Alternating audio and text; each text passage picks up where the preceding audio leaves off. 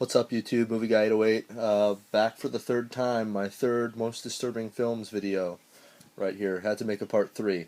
So without much further ado, you guys all know the deal. Let's get right into it. Start with the All Night Long collection. These are a series of Japanese films, kind of low budget horror, exploitation, gore films. I'm gonna be honest, I've only seen the second one, Atrocity. I've not seen the final chapter or the first one, which was just All Night Long. But Atrocity was interesting. I'll watch the other two eventually. Those are pretty messed up Japanese low budget films. Okay. Got a couple of kind of more psychologically messed up films. First one being In a Glass Cage, which is kind of a post-World War II, late 40s, early 50s. It's set in that time. The movie was made in the 80s. But it's about a Nazi who escaped Europe and fled to South America, and kind of the atrocities that he commits, and all these people slowly figuring out who he is, and very interesting film. Involves a lot of young actors, and doesn't pull any punches, so not something that you see a lot in a film, so interesting. Another kind of World War II type film, Bent, with Clive Owen. This is a concentration camp, Holocaust type film. A very young Clive Owen is in this. He does a really good job, along with Ian McKellen. I always want to say Gandalf, but so that was a pretty disturbing film. All right, a Larry Clark film. Larry Clark, I believe, directed Kids. Yep, which was written by Harmony Korine. Have not actually watched this one. Still in the packaging, but I've heard many good things about it. I really thought Kids was powerful. I like the cast. I've heard that this is a pretty bad one. Alright, this next movie scarred me ever since the moment I saw it. I've never gotten over this film. It is so messed up.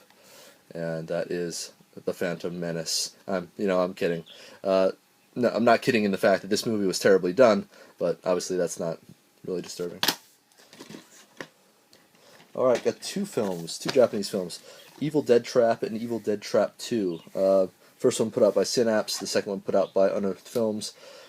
Again, two more that I have not seen yet. I've not actually sat down to watch these, but I've heard lots of good things about them.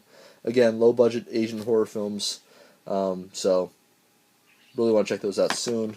Those are pretty neat. Okay, another Unearthed Films release, Boy Meets Girl. The English answer to Man Bites Dog. I think I actually have. Yeah, I'm going to be showing Man Bites Dog later on. But this is a pretty messed up kind of torture flick. Pretty crazy stuff there. Another one by Unearthed Films, Footsteps, a very low budget British film. I'm pretty sure this is British. Saw part of it at a friend's house. Liked what I saw and I picked it up. Have not actually got around to watching the second half yet, but that's just another Unearthed Films release. Let's see, got some exploitation films here.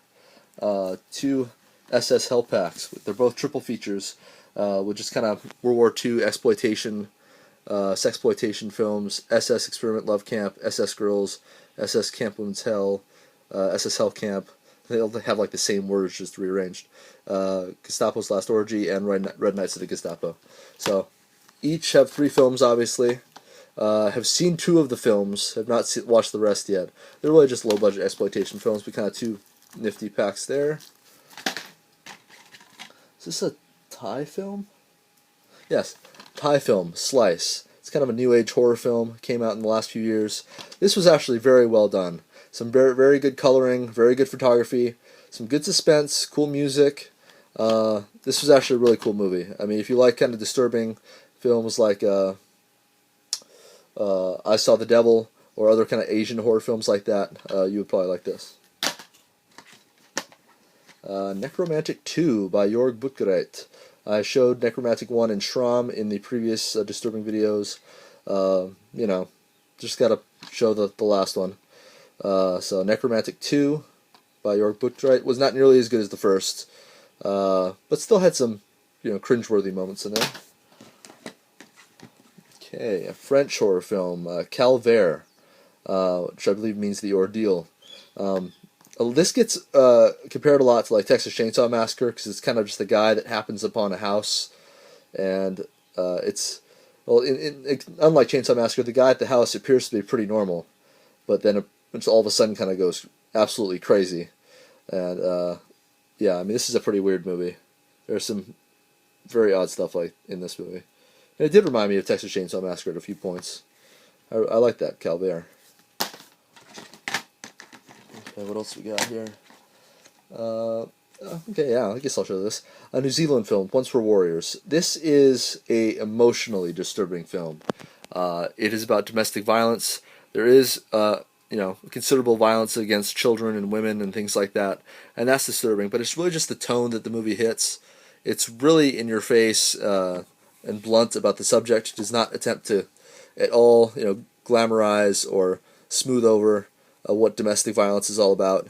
And it is devastating. I mean, some really bad things happen to kids in this movie, and it's just incredibly sad and hard to watch, really. But so well done. I mean, so well acted. Great music, great photography. Just a great movie. I mean, of all the movies on this list that are actually like good quality movies, this is one of them. I mean, I would check that out if you get a chance. Okay, well, who's this by? We got was it Women's Prison Massacre? I don't even remember buying this, but it was in the on the shelf. So there you have it. Looks like another kind of low budget 80s, 70s, 80s exploitation film. Plus second feature Caged Women, so I guess it's a double feature here. Laura Gemser, who's in tons of stuff. Yeah, it looks interesting.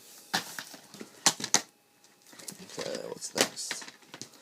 Okay, got some more exploitation films. It's a lot of what I have left at the moment. This is the Eurosleaze collection. Comes with 3 films, the most depraved European films ever.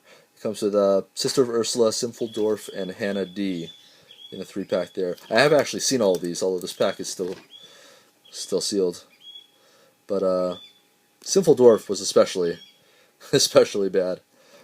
So many taboos broken at once.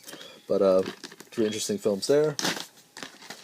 Another kind of Nazi exploitation film, Blitzkrieg: Escape from Stalag, '69, was really, really low budget, but the acting was terrible, but still, it was an okay exploitation film.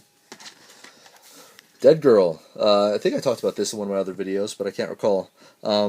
Really about a couple of high school kids that wander into this abandoned hospital or penitentiary or something, and they find this woman basically tied up in a room there, and they think she's dead at first, but then she basically comes back, and it turns out that she's essentially a zombie. So they kind of have this zombie locked up in this place that nobody else knows about, and these kids just take it to weird extremes, just messing with this girl. It's very well done, well acted, pretty well written. The effects are cool. It is pretty shocking at places. It is kind of disturbing. But yeah, it was pretty decent. Okay, and the last 3 I have here are Criterion films. So I already mentioned Man Bites Dog, black and white French film, shot documentary style, basically with a documentary crew following around a serial killer. Very well done. Definitely gets unexpectedly disturbing from about the middle on. I mean, in the beginning it's kind of a black comedy, kind of a satire, and then it gets really, really dark. Very well shot, well acted, cool black and white French movie. Clean Shaven, with this guy, I think it's Peter Green or something. He's the guy from The Mask, the bad guy from The Mask, if you guys remember that at all. About schizophrenia and how this guy is schizophrenic, and basically how the world is through his eyes, in his head. Very interesting filmmaking here, but gets quite disturbing at times. He hears voices, sees a lot of messed up things, and just a very interesting story. Cool release from Criterion. And the last one, In the Realm of the Senses, a Japanese film from the 70s, 80s. Very explicit, especially for Japanese film at that time. Is really kind of, you sense it's about like sexual liberation in the 60s and 70s, but set in kind of a feudal Japanese era. So it's a very interesting kind of clash of ideas, and wow, is this movie explicit. I mean, yeah, that's a shocker. So, alright guys, that's the 3rd part of my most disturbing films videos. We'll see if I can pull together enough stuff to make a 4th one, but until next time guys, take it easy.